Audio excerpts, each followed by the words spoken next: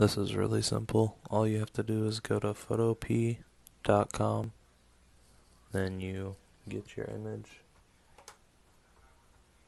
click, drag it,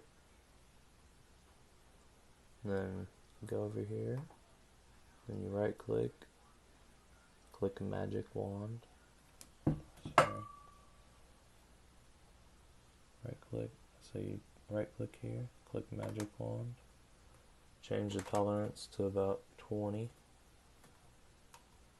then you click wherever you want the background to be removed, and then you press backspace and it removes the background.